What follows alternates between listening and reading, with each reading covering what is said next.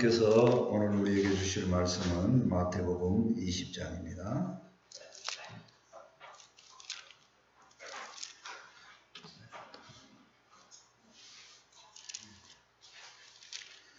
마태복음 20장 20절에서 28절까지입니다. 신약 33쪽입니다.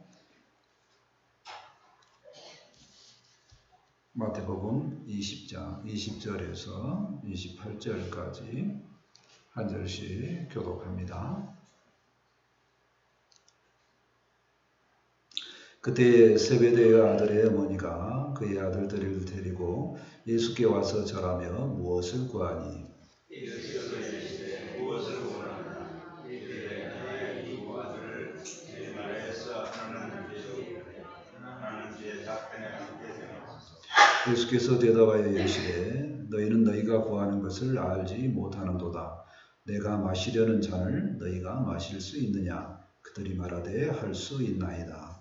이르시되 너희가 과연 이 잔을 마시려니와 내 좌우편에 앉는 것은 내가 할 것이 아니라 내 아버지께서 너희 몸을 위하여 예비하시는 그들이 얻은 것이니라.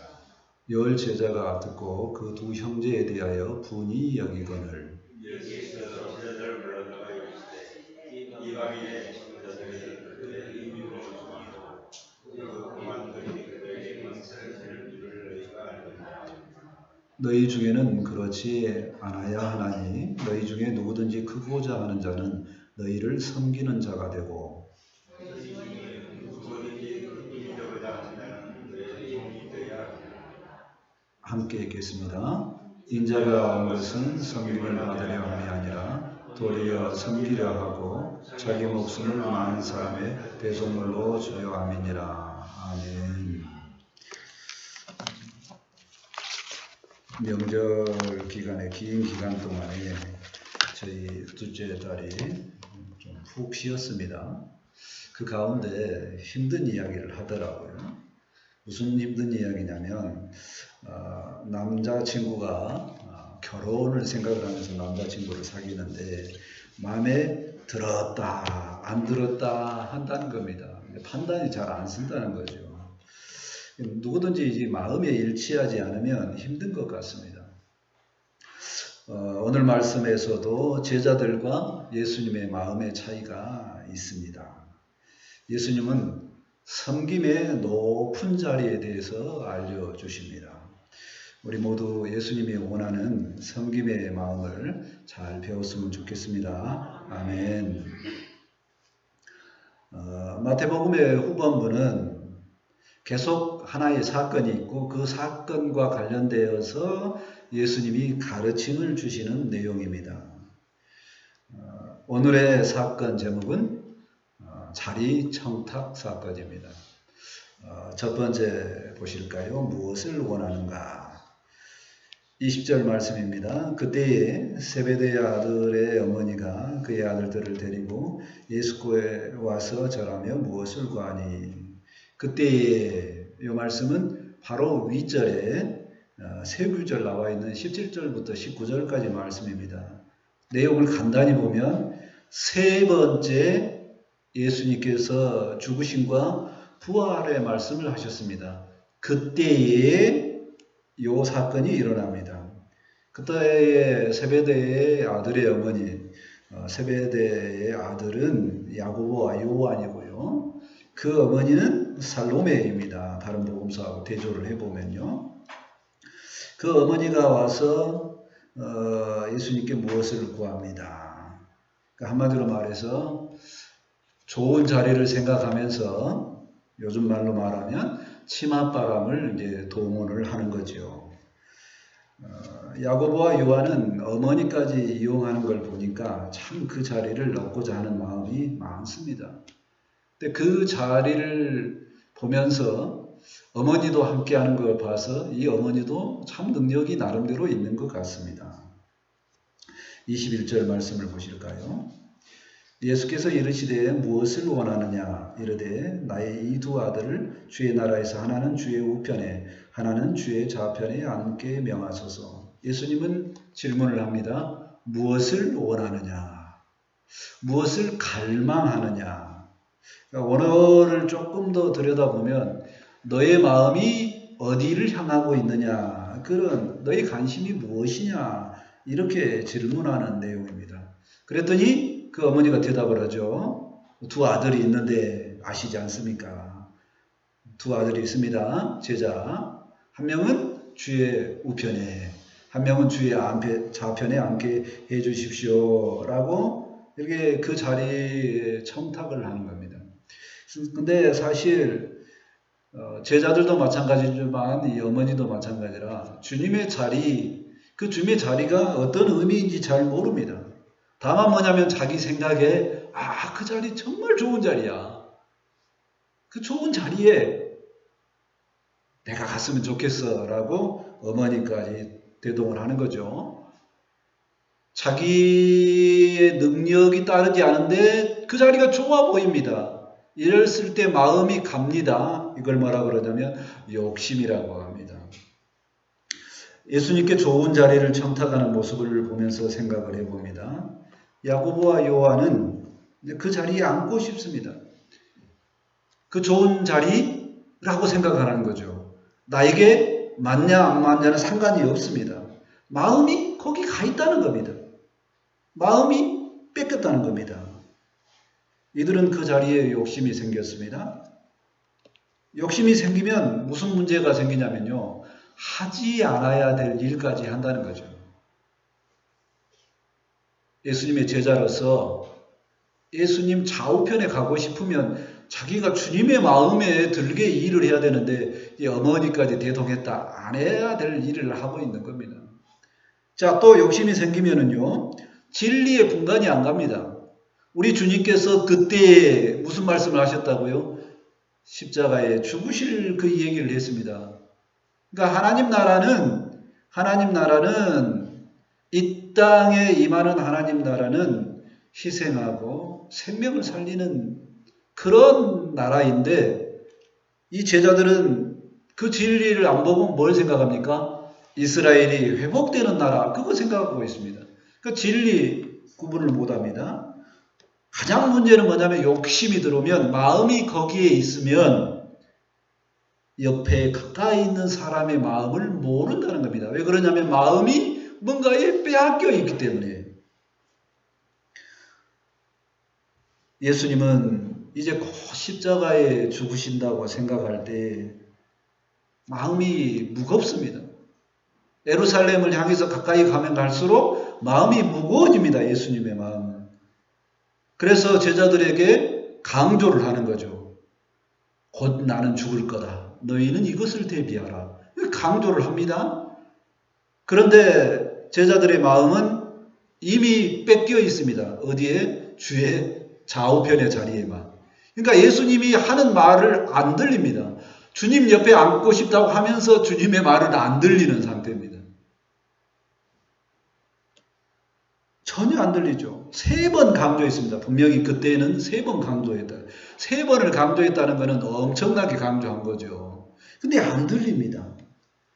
욕심으로 가득 찬 그들은 주님의 말씀은 안 들리고 주님의 보좌와 주님의 좌우측 자리만 상상이 되어집니다. 오늘날 우리에게도 예수님은 질문을 하십니다. 무엇을 원하느냐? 그렇게 질문하죠. 다른 마음으로 말하면 너희 마음이 어디에 있느냐? 너희의 관심이 어디에 있느냐? 그러죠. 우리는 그렇게 물어보시는 주님의 음성에 주님은 생각지 않고 대답을 합니다. 요즘에 저것이 좋아 보이더라고요. 저것이 새로 나왔는데 참 좋아 보입니다. 이렇게 생각을 합니다. 주님이 물어보시는 그 주님 생각지 않고 내 마음은 거기 있습니다. 말을 하죠. 내 옆에 사람이 무엇을 하든지 관심이 없고 내 마음이 있는 것만 원합니다. 이때 조금 더 생각을 해보면요. 조금 더 생각을 해보면 제가 그것을 원하는데 주님도 혹시 그거 원하십니까? 이렇게 갔으면 좋겠고요.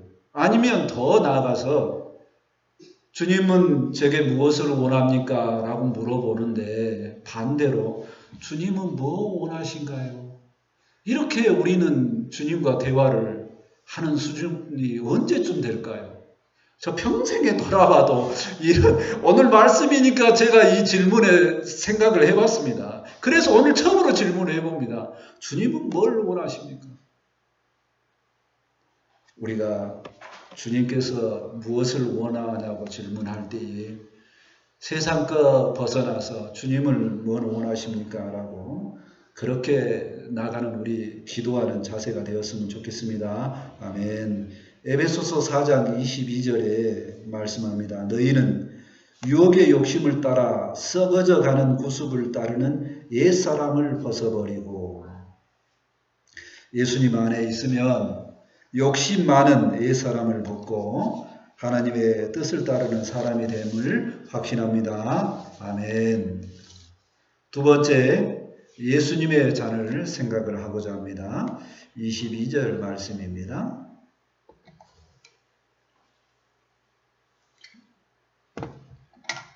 22절입니다.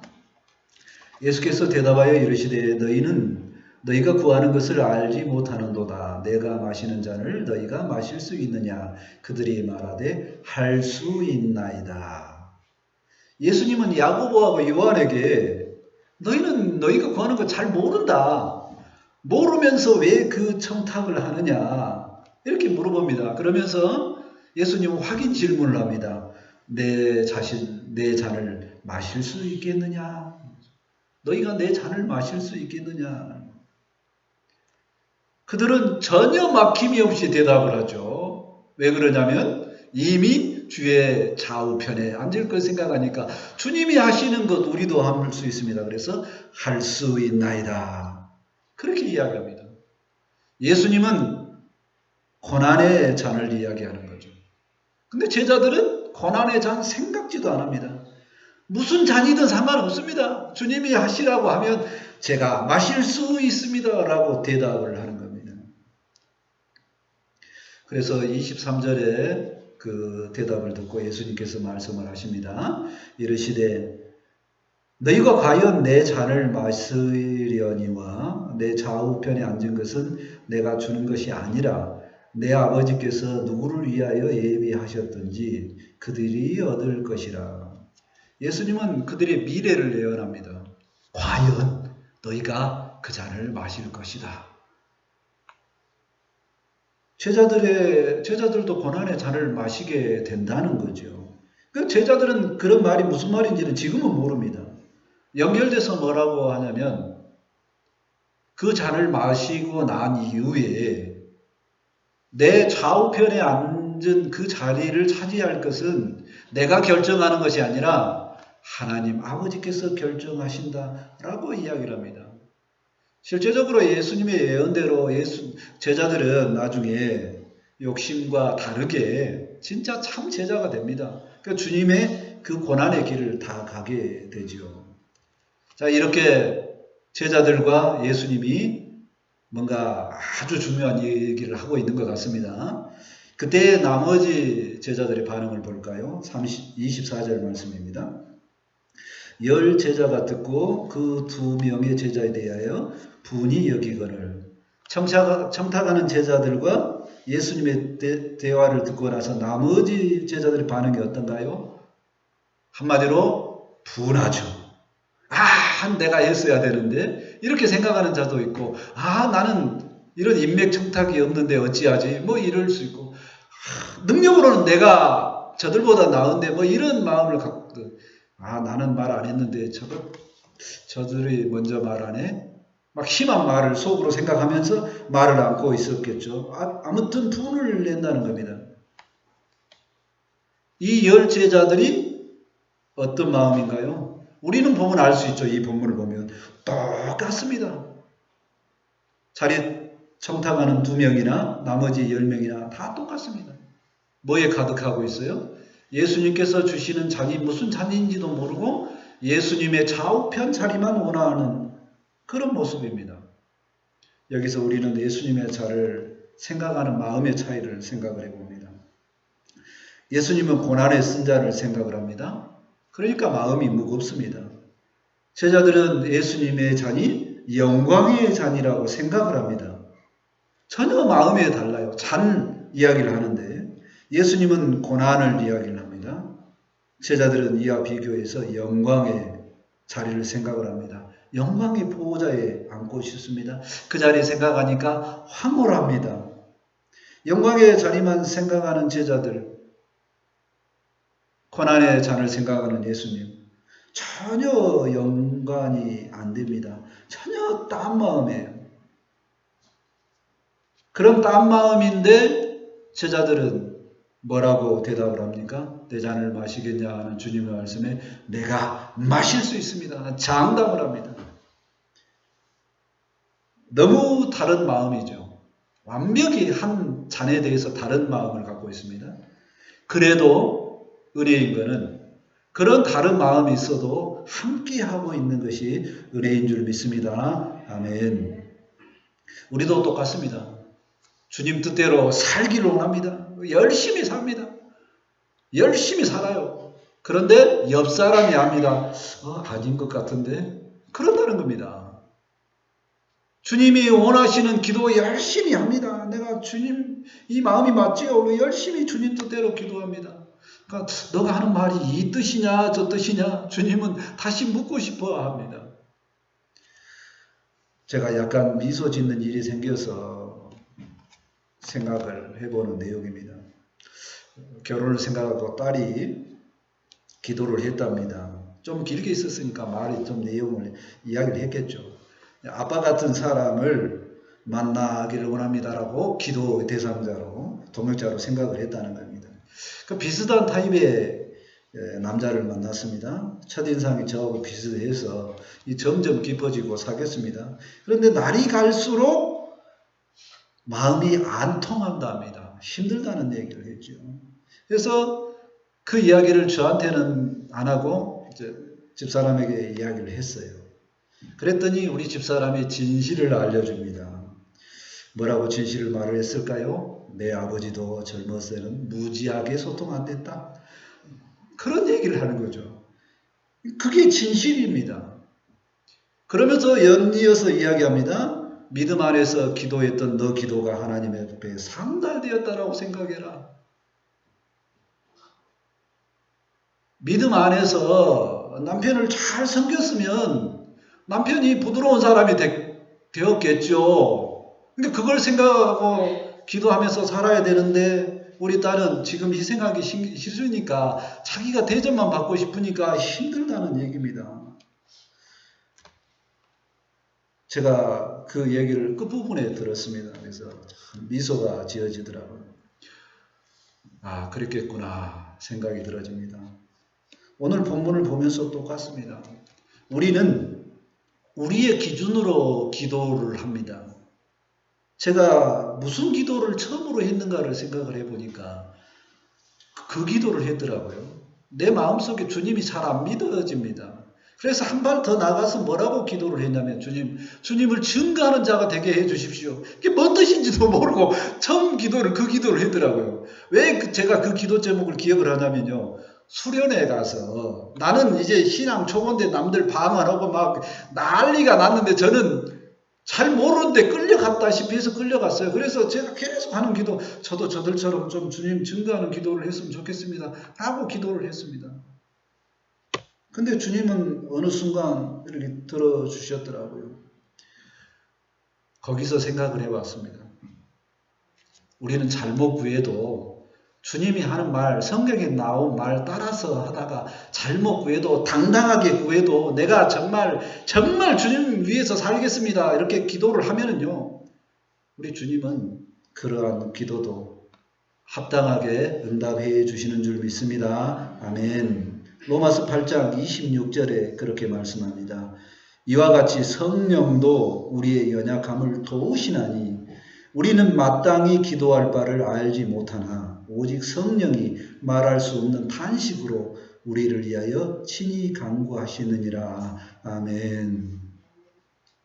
우리가 주님을 믿으면 내 속에 있는 성령님께서 내 입술에 합당한 기도를 들려주시는 줄 믿습니다. 아멘. 우리가 잘못 구했어도 늘 늘 함께 하시는 주님을 생각하며 주님 뜻대로 살아가는 우리의 모습들이 되기를 원합니다. 아멘.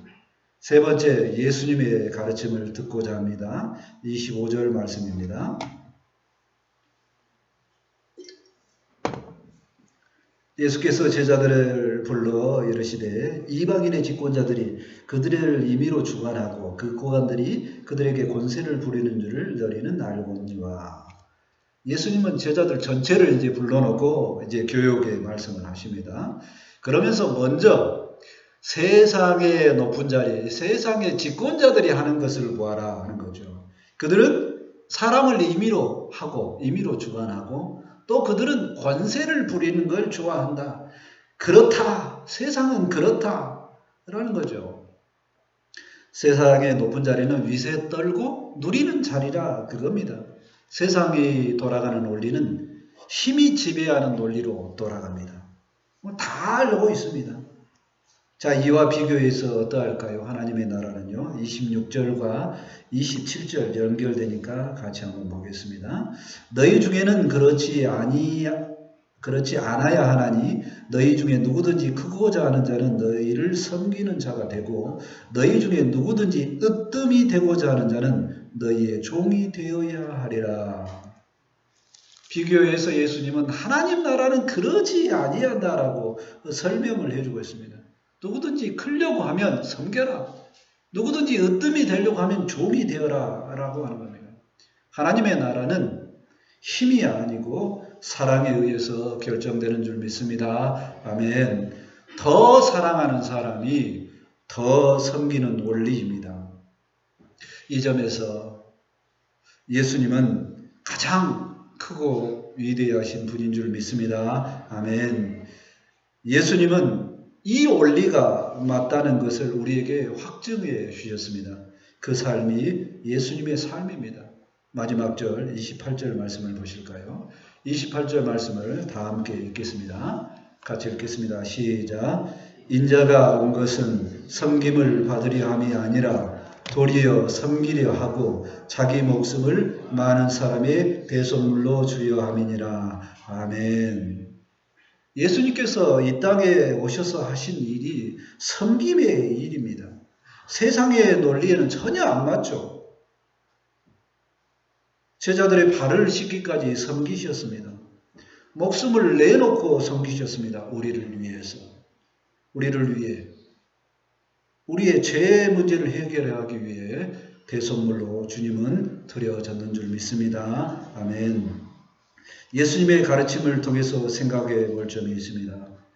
예수님은 높은 자리에 대해서 설명합니다. 세상의 자리는 권세를 부리는 자리다. 하나님의 자리는, 하나님의 나라에서 높은 자리는 섬김의 자리다. 그렇게 이야기합니다. 예수님의 가르침이 아주 중요하기 때문에 예수님은 삶으로 보여주셨습니다. 섬김의 길을 가셨습니다. 예수님은 공생의 기간 동안에 나를 위해서 높은 자리를 예비하라고 한 번도 말씀 안 하셨습니다. 높은 자리를 스스로 찾아가지도 않으셨죠. 그리고 권세를 가지고 사람을 겁박하지도 않으셨습니다. 저는 이 주님이, 이 섬김의 주님이 너무 좋습니다. 무섭지도 않고요. 다정하시고요. 늘 힘주시고 위로해 주신 주님이기 때문에 좋습니다. 그래서 저도 주님을 알고 난 이후에 할 수만 있다면, 혹시 높은 자리에 있다면 이 섬김을 해볼까 마음을 가졌었습니다. 그랬더니 조금 인정받는 것이 그래도 자녀들에게는 인정을 받았습니다. 항상 되지는 않습니다. 그래도 알고는 있습니다. 오늘날 이 땅에 하나님 나라가 이루어지기 위해서 섬김이 필요한 줄 믿습니다. 아멘. 생명이 살아나는 공동체에는 사랑의 섬김이 가장 우선되어야 합니다.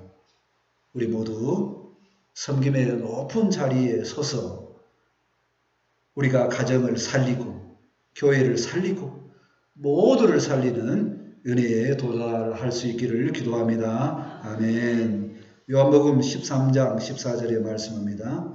내가 주와 또는 선생이 되어 너희 발을 씻겼으니 너희도 서로 발을 씻겨주는 것이 옳으니라. 예수님께서 섬기심으로 제자들을 사랑하는 역사가 있었습니다. 우리도 이와 같이 예수님처럼 서로 섬기는 우리 모두가 되었으면 좋겠습니다. 아멘. 말씀을 정리합니다. 세상의 높은 자리와 비교해서 예수님은 하나님의 나라에서 높은 자리를 말씀하십니다. 하나님의 나라에서 높은 자리는 섬김의 자리인 줄 믿습니다. 아멘. 예수님께서 친히 그 길을 가셨습니다. 그것 때문에 그 주님 때문에 우리가 생명을 얻은 줄 믿습니다. 아멘. 그러하니 우리도 동일하게 예수님께서 가르쳐 주신 대로 섬김의 길을 사모하며 섬김의 길을 가는 우리 모두가 되었으면 좋겠습니다. 아멘. 기도합니다. 하나님, 예수님을 통해서 예수님은 오늘도 우리에게 말씀하십니다. 무엇을 원하느냐? 그 질문에 우리는 늘 세상의 것을, 헛된 것을 구할 때가 많습니다. 그러나 이제 우리 주님께서는 그 자리가 아니고 섬김의 자리라고 말씀하십니다. 돌이켜보면 우리 주님께서 섬겼기 때문에 내가 생명으로 인도되었는 줄 믿습니다. 이제 내 생명이 주님께서 인도하신 그 섬김으로 되었음을 알고 동일하게 주님께서 가신 길, 섬김의 길을 사모할 수 있도록 함께하여 주옵소서. 나도 섬김을 받았으니 섬김의 일을 사모하는 우리가 될 수 있도록 함께하여 주옵소서. 이제 말씀이 선포되었사오니 이 말씀이 우리에게 은혜가 되고 능력이 되기를 원합니다. 함께하여 주옵소서. 감사하며 예수님의 이름으로 기도합니다. 아멘.